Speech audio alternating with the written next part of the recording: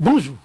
Depuis le verdict de la Sénat, les grandes tendances rendues publiques par elle au lendemain du scrutin du 6 mars, pour être plus précis, tout un chapelet de réactions enregistrées ça et là.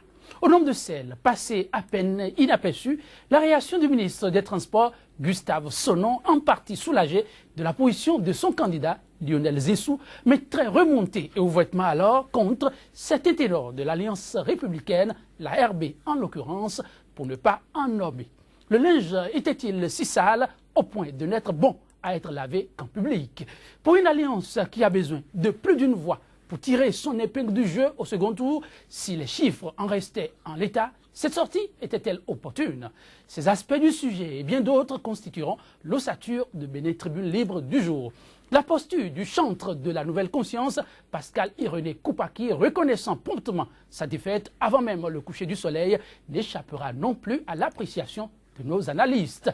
Notre dossier du jour portera sur la sortie médiatique de la coordination ASG du département de l'OME, une sortie qui viserait à montrer les incohérences des chiffres utilisés par la Sénat dans la compilation des résultats de la présidentielle du dimanche.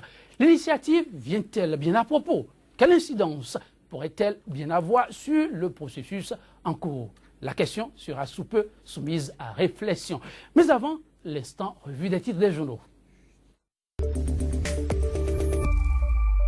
En ma compagnie ce matin, Kodovi Ametonou. Kodovi Ametonou, bonjour. Bonjour Joël Yetonji. Comment se présente la une des journaux au lendemain des tendances données par la Sénat? Oui, c'est bien sûr l'actualité relative donc à la justice des chiffres évoqués par Saka Fikara qui domine la une de beaucoup de canards, mais on parle également des ralliements possibles pour le second tour. Et là-dessus, on commence avec Actu Express qui met en manchette second tour des présidentielles de 2016 et si Lionel Zinsou se désistait en faveur de Sébastien Germain. À Javon, c'est une interrogation donc à la une du journal de Médéric François Gongo, avec lequel nous restons pour retrouver donc le titre qui parle de cette justice des chiffres face aux tendances du premier tour des présidentielles de 2016 proclamées par la Sénat.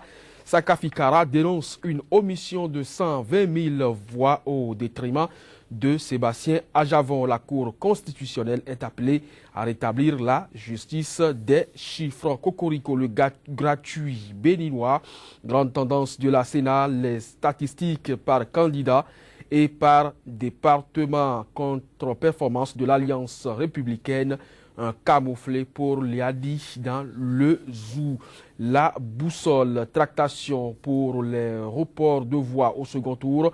Sans consigne, le peuple monte déjà sa coalition populaire pour la rupture. Et puis joint par Fraternité FM pour se prononcer par rapport au score de Lionel Zinsou, le ministre Gustave Sonneau dénonce la non-sincérité de la participation de la RB.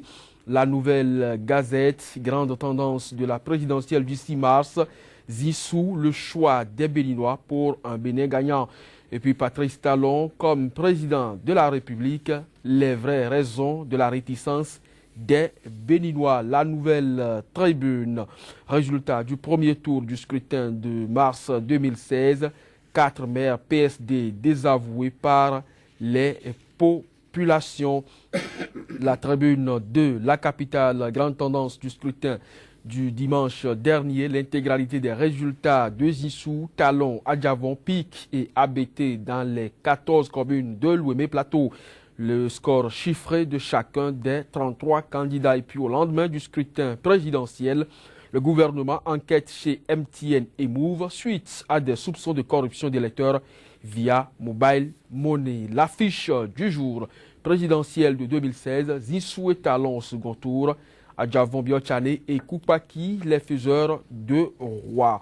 Le confrère de la matinée, 48 heures, après 48 heures de la proclamation des grandes tendances, l'honorable Saka Fikara conteste les résultats de la Sénat. 120 000 voix de Sébastien Germain Ajavon engloutis dans l'Ouémé Plateau.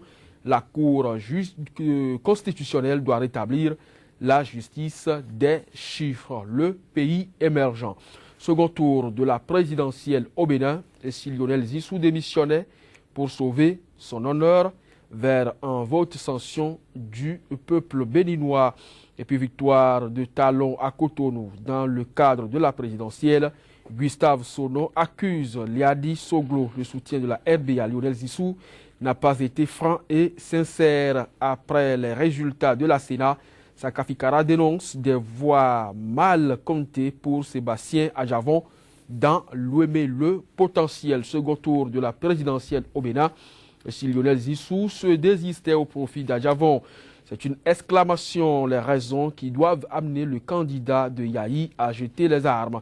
Vote sanction contre le candidat de l'Alliance républicaine dans le jour, le sévère réquisitoire de Sonno contre la renaissance du Bénin. Le télégramme soutien de Parfaite de Banamé à Patrice Talon, musulman catholique, évangélique et endogène, inquiet d'une telle religion au sommet de l'État. Et puis Commission électorale nationale autonome, les résultats détaillés du premier tour de la présidentielle de 2016. Et puis élection présidentielle de 2016 toujours, la position du président Nicéphore Soglo met à mal la renaissance du Bénin et Liadi Soglo. L'expression tractation pour le second tour de la présidentielle, la met tendue de Talon aux autres candidats. Et puis après les tendances publiées par la Sénat, Koupaki promet rester fidèle à ses engagements. L'opinion aujourd'hui, score reluisant au premier tour du scrutin du 6 mars, Lionel Zissou présent dans tous les départements, la preuve qu'il incarne réellement le consensus et l'unité nationale. Et puis contestation des grandes tendances de la Sénat, Fikara dénonce l'omission de 120 000 voix de Sébastien Germain à Javon. Nord-Sud quotidien pour terminer. Tractation pour le second tour de la présidentielle. Patrice Talon, la grande ouverture. Et puis en manchette, animation de la vie politique. Liadi Soglo, un politicien en fin de cycle. Vraiment, il y a cette photo qui m'a arraché le sourire, mais il est plutôt heureux pour son candidat à la une, ou bien c'est fait exprès. De toutes les façons, lorsque vous êtes au début, comme à la fin d'un événement qui vous aurait marqué d'une manière ou d'une autre, vous pouvez jubiler. Je crois bien que cette image traduit quand même une fin glorieuse. Une fin glorieuse, on peut le dire. Quand il y a méthode, on se retrouve dans une trentaine de minutes. Mais en attendant, l'heure est à la deuxième rubrique de cette émission Bénin Tribune Libre, le débat matinal consacré à l'analyse de l'actualité béninoise, juste après cette bande-annonce. Sika TV fait escale au Bénin. Pendant toute la période électorale, retrouvez désormais sur notre chaîne panafricaine un programme matinal dénommé 100% Bénin, exclusivement consacré à l'actualité sociopolitique au Bénin. Pendant 2 heures, la politique, les questions de société et les grands dossiers de l'heure seront décryptés avec des éditorialistes, des professionnels des médias, des acteurs politiques et membres de la société civile. 100% Bénin sur Sika, c'est une fenêtre ouverte sur l'actualité au Bénin du lundi au vendredi de 7h à 9h, heure de Cotonou. 100% Bénin, c'est désormais sur Sika, le vrai visage de l'actualité en Afrique. Sur ce plateau de Bénin Tribune Libre, 2 invités. Honoré Benjamin Naoum, il est le rédacteur en chef de la radio Soleil FM au Bénin. Honoré Naoum, bonjour. Bonjour à vous et bonjour à ceux qui nous regardent. À ma gauche, Médéric François Gongo, journaliste, éditorialiste et promoteur du quotidien béninois d'information Actu Express. Médéric François Gongo, bonjour. Bonjour Joël et bonjour Honoré. Les grandes tendances de la Sénat disponibles, l'heure est au bilan au niveau des états-majors des candidats. Gustave Sonno, Honoré Naoum, n'est pas fier de la partition de la RB pour le compte du candidat Lionel Zissou. Il ne l'a pas caché. Il n'a pas caché, il a exprimé ouvertement. Je pense quand même que c'est bien dans la vie de prendre position. Je crois que cette déclaration devrait normalement venir du candidat lui-même, Lionel Zissou, et non pas de Gustave Sonno, parce que le ministre des Transports est allé dans sa localité et lui-même il a révélé que cela n'a pas été facile. Il a souffert et je pense qu'il va continuer à souffrir entre griffes, tout simplement parce qu'ils ont un produit qui n'est pas suffisamment vendable. Et quand vous prenez une mauvaise décision, vous êtes obligé d'assumer. Donc tous ceux qui sont en train aujourd'hui d'accompagner Lionel Zissou sont obligés d'assumer. je pense quand même que depuis le début de cette aventure, il y a certaines voix qui se sont levées dans ce pays pour dire que ce n'est pas le bon choix. Et même les militants à la base ont révélé à ces acteurs politiques que ce n'était pas le bon choix. Mais étant donné que c'est un choix désigné par le sommet, par 3 sommets, si on peut le dire ainsi, le président Boni Yayi, Adrien Rumbedji et Léali Soglo, il était dans l'obligation de se retrouver dans une situation où beaucoup de Béninois ne portaient pas l'homme. Regardez tout simplement les chiffres à travers les résultats. Comment peut-on mettre, comme eux-mêmes ils l'ont dit, KO plus KO plus KO égale KO, et qui vient nous donner 28%. Je peux déjà décrire ceci. Ce sont les militants ou les sympathisants ou tous ceux qui se sont trempés dans des dossiers véritablement de la République, d'autant plus que ce sont les cadres surtout qui insistent sur la candidature de Lionel Zinsou. Et donc ces cadres qui se retrouvent avec Boni Yayi, ce sont ces cadres-là qui ont travaillé dans leur localité ardemment, comme Gustave Depossono, pour dire aux populations d'aller choisir Lionel Zinsou. Donc Gustave Sono n'avait pas à s'en prendre à Lionel et à Léali Soglo. Mais pourquoi D'autant plus que l'homme s'est retrouvé dans son environnement seul à se battre. Alors que normalement, Lionel Zinsou a reçu des appuis du PRD et de la Renaissance du Bénin. Ça veut dire que la Renaissance du Bénin devrait normalement travailler ardemment, comme Gustave Sono, dans cette localité. Donc Gustave Sono s'est retrouvé à mouiller le maillot seul. Mais il faut comprendre la Renaissance du Bénin aussi, parce que c'est un choix difficile à expliquer. Parce qu'il faut rassembler les gens autour de quelque chose qu'ils ont déjà partagé au départ. Donc quand on s'est retrouvé dans cette difficulté-là au sein de la Renaissance du Bénin, on était obligé de raser les murs.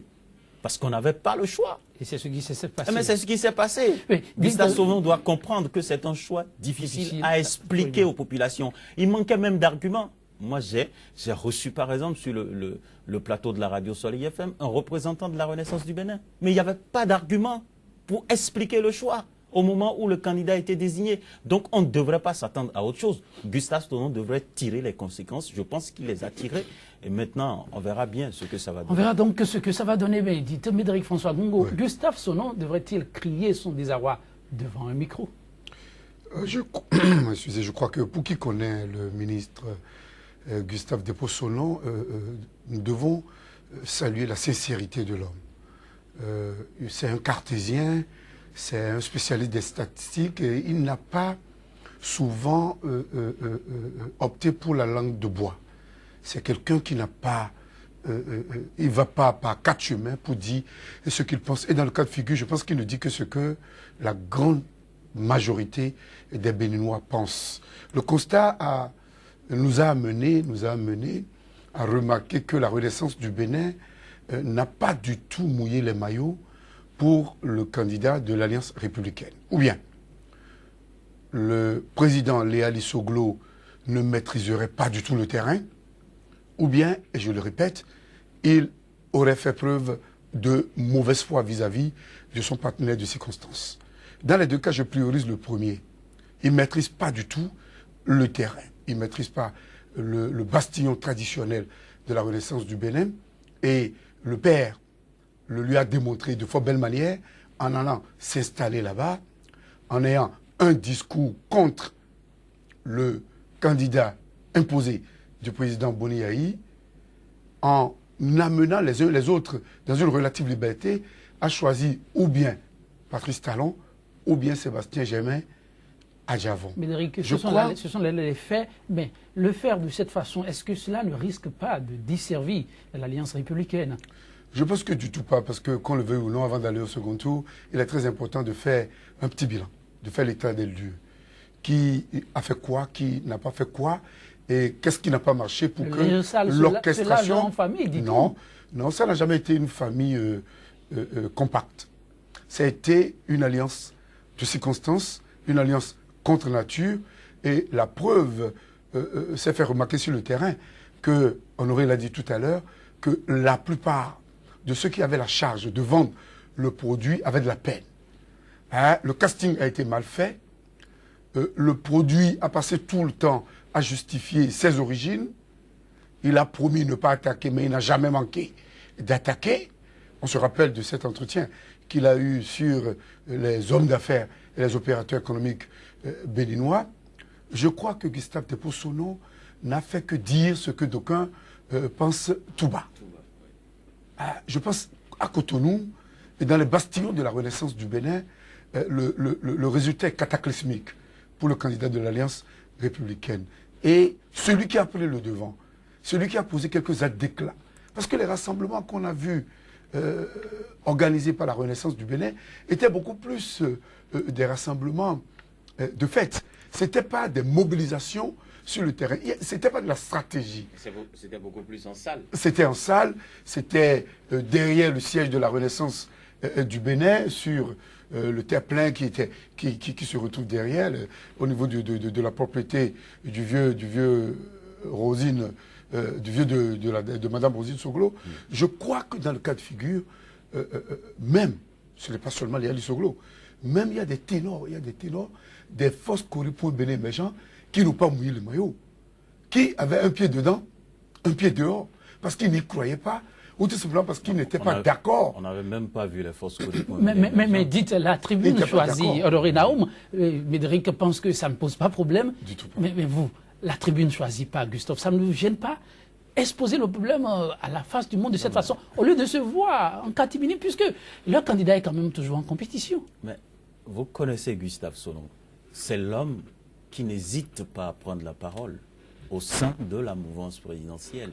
En tant que ministre de la République, vous savez, dans la vie, il vaut mieux avoir des cadres de cette taille-là dans des gouvernements. Vous savez, il y a des gens jusqu'à présent qui vont finir peut-être le mandat avec Boni Yayi, mais qui seront dans la circulation. Il y a des citoyens qui vont les dépasser comme si de rien n'était. Des gens qu'on ne connaît pas. Et pourtant, qui était ministre de la République. Je crois que Gustave Sonon ne sera pas à ce niveau après le mandat de Boni Yayi. Parce que c'est quelqu'un qui a d'une manière ou d'une autre impacté les cadres qui l'entourent, impacté les populations à la base, quelqu'un qui n'hésite pas à prendre la parole sur des radios, même des radios communautaires. Et parlant de cette prise de parole, il est allé loin. Il dit que le décryptage... Il n'est pas allé loin. Non, on l'a reçu. Je parle d'un autre aspect qu'il a évoqué, qu'on ne peut pas laisser passer sous silence. Il dit que l'analyse qui est faite actuellement des chiffres, à dire que le peuple a opté pour la rupture, n'en est pas rien. Simplement, on a obtenu un résultat qui traduit le fait que les gens n'ont pas suffisamment mouillé le maillot et donne maintenant rendez-vous à tous ceux qui en doutent pour le second tour. Mais est-ce que vous êtes d'accord au moins que si le travail était fait, si le produit était suffisamment vendable, on ne devrait pas avoir 28%? Vous ajoutez vendable, mais lui pense que c'est simplement parce qu'on n'a pas travaillé. Non, mais c'est un mélange. Il ne peut pas tout dire. C'est là où il a été malin. Ah bon? Parce qu'en tant que ministre dans un gouvernement, c'est pas à lui de venir dire à la télé que le produit n'est pas vendable. Mais c'est ça. Donc vous pensez qu'il a fait économie de vérité? Ce n'est pas qu'il a fait économie de vérité. Il était dans un rôle où il était obligé de tenir ce discours, mais de faire reconnaître au moins que si vous avez un produit qui n'est pas vendable et que vous restez carrément à la maison, mais vous n'aurez rien. Vous avez vu le chef, le tout-puissant chef, était obligé d'aller s'asseoir à Parakou pour passer de maison en maison, pour rencontrer les populations. Même la veille du scrutin, il était en campagne, à travers des lancements, à travers des réceptions d'ouvrages, parce qu'on était obligé d'aller expliquer, de réexpliquer le produit qu'on a devant soi. Donc, Gustave Sonon n'attendait pas cette expression de lui pour dire que nous avons un mauvais candidat. Il ne peut pas le dire. Mais il dit que les gens n'ont pas travaillé. Et le constat, les gens n'ont pas travaillé. Le gars n'a eu que 28%. 28%, vous savez ce que ça veut dire? C'est les sympathisants. Ça, c'est pour ma part. Je dis ce sont les sympathisants de Boni Yayi qui ont choisi Lionel Zinsou. Ou je dirais même certains sympathisants. Si la Renaissance du Bénin avait fait le travail comme cela se doit, si le PRD arrivait donc à convaincre ces populations, on ne devrait pas avoir ce résultat. Mais là, c'est difficile. C'est comme si toute l'énergie débordée est déployée sur le terrain. C'est toute l'énergie. C'est comme si on n'a pas de réserve. C'est là où c'est difficile maintenant pour Lionel Zinsou. Frédéric François Gogo, vous voyez aussi la chose de cette façon-là, difficile désormais pour Lionel Zinsou, quand Gustave Sonon ajoute qu'il donne rendez-vous pour le second tour et pour voir ce que ça va donner. L'homme va suffisamment mouiller le maillot. Il a même parlé de stratégie à changer. Non, je crois que tant que le combat n'est pas terminé, on ne peut pas crier à la victoire dans un camp ou céder à la défaite dans l'autre camp. Il parle ainsi comme un bon combattant. Et là, c'est encore l'homme que je connais, l'homme que moi j'ai toujours admiré depuis des années, qui a parlé. Et tout comme lui, si les gens avaient véritablement mouillé les maillots, les choses allaient un peu plus s'améliorer, mais pas dans une grande mesure, parce que, qu'on le veuille ou non, le candidat Lionel Zinsou a fait le plein de ses voix.